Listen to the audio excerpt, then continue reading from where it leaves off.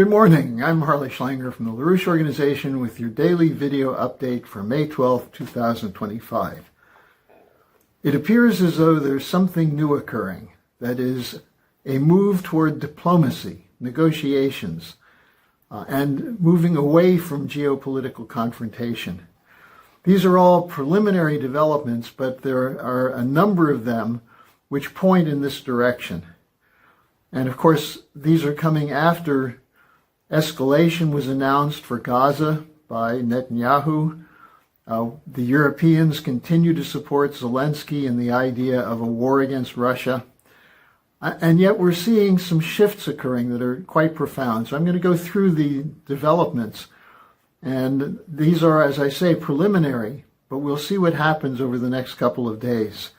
Let's start with Ukraine, where Vladimir Putin made an offer at 2 a.m. in the morning on Moscow on Sunday for immediate negotiations to end the war in Ukraine.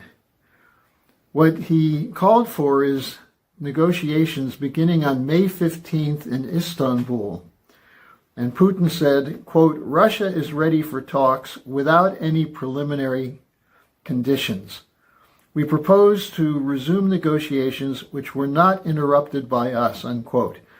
That's a reference to the April 2022 negotiations between Ukraine and Russia, where an agreement was reached shortly after the launch of the special military operation to end the fighting and to agree that Ukraine would not go into NATO, that there would be talks to guarantee autonomy for eastern Ukraine, and so on. These were sabotaged by an April 9th, 2022 visit by British Prime Minister Boris Johnson, who told Zelensky, "Do not agree to this, you have to continue the fighting." And the Ukrainians then followed that up by outlawing any discussions with Putin. Well, this has changed, and it's changed largely because there's no way Ukraine can win the war. The Europeans are talking big, they're making threats, they're talking about a rearmament, but it's just not going to work. It won't happen. And Donald Trump came out immediately saying that, quote, "Ukraine should agree to this immediately," with immediately in capital letters, insisting that this is the way out of this, that Putin seems serious. Now, this is coming after the May 9th Victory Day celebration in Moscow, where Putin had meetings with more than 20 heads of state. The message was sent out clearly that peace is preferable to war. And the question is, what will Zelensky do? He sort of threw down his hat and said, let's see if Putin will show up and actually do this. But that's the typical bluff and bravado. Zelensky is outflanked now, especially with Trump insisting that there should be negotiations. We'll see what happens as May 15th rolls around, but this is a potential to shift the situation dramatically. A second front, Gaza. The opposition to Netanyahu's policy of resuming the war against the Palestinians in Gaza. The opposition is growing in Israel and internationally. The center of this opposition internationally is Trump's plans to visit the region, going to Saudi Arabia, Qatar, and United Arab Emirates starting on May 12th, but not going to Israel. And the plans that Netanyahu has announced for a new military operation in Gaza is drawing criticism from many, including in the Israeli military, veterans, intelligence community, and so on. Now, Witkoff, who's the chief American negotiator for the Middle East, said, quote, "Israel is prolonging the war, even though we do not see where further progress can be made," unquote. Meanwhile, the U.S. is negotiating with Hamas and got an apparent agreement to release the last American who's held as a hostage. The U.S. is involved in negotiations with Iran. The U.S., as part of those broader negotiations, reached an agreement with the Houthis in Yemen. And so there's a significant diplomatic momentum toward peace. What stands in the way of that? The insanity of the Netanyahu forces, the settler movement, the greater Israel fanatics, and so on. Now, whether they're able to overcome the drive for peace remains to be seen.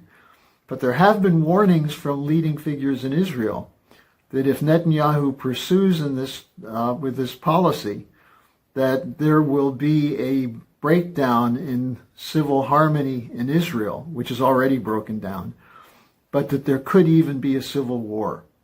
So this is a dramatic situation. We'll see what Trump does when he gets to Saudi Arabia. But the shift is unmistakable toward peace. Then you have, interestingly, well, I should add, the negotiations with Iran are going to continue. Those are very fragile. But again, does Trump truly want peace? If he does, he's going to have to override the objections to peace coming from the anti-Iranian neocons. Now, on U.S.-China, where it looked like we were headed for a train crash around trade negotiations, there were 2 days of talks in Geneva between Treasury Secretary Besant and He Lifeng, the Chinese trade rep or economic official. And there was an agreement reached. It's not specified yet. We'll get more on this today. But what did come out is an agreement for a 90-day postponement, or a slash, I should say, in tariffs, from the 145% that Trump slapped on Chinese goods exported to the United States, from 145% to 30%, and with the promise that they will continue the talks to achieve a full agreement. Besant said neither side wanted a decoupling. Again, this is a sign of sanity. There's no reason why this can't be resolved amicably for both the benefits for both China and the United States.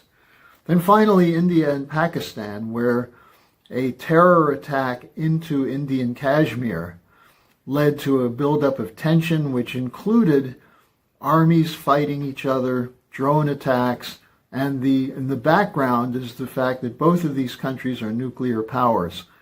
Well, you had the Russia and China intervention, Iran intervention, and the U.S. And in the end, the influence of those parties led to a decision to stop the shooting. There's going to have to be negotiations which will go beyond where they've been in the past for an India-Pakistan rapprochement. But the indications are that this is in motion, largely because this is what the international community wants. Now, the neocons in the U.S. and Europe, including Starmer and Merz and Macron, they're comfortable with the idea of constant war, constant spending for war, rearmament, and so on. But the people of those countries are against it. In the U.S., one of the more important voices was that of Marjorie Taylor Greene, who echoed what Tucker Carlson was saying and others were saying, which is that the Trump base does not want a war against Iran or anyone, and that instead we should be rebuilding our own economy. Well, the best way to rebuild the U.S. economy is in collaboration with the other nations of the world. And this is a realization that's been slow in the making, but is now beginning to emerge as a consensus. If this is a consensus, then we can put an end to the geopolitical confrontation, which is whipped up by the pro-imperial forces who don't want to see a rapprochement. They don't want peace. Peace is not profitable for them. But peace is what's needed for everyone, and a peace based on mutual benefit. Economic agreements to work together to increase the global economic pie. If that can be done, then we can put an end to the crisis and the ongoing existential crisis that we've been living under since February 2022. and even beyond that, since the dissolution of the Soviet Empire in 1992, when the U.S., instead of responding by collaborating with Russia, used shock therapy and NATO expansion to try to contain and weaken Russia.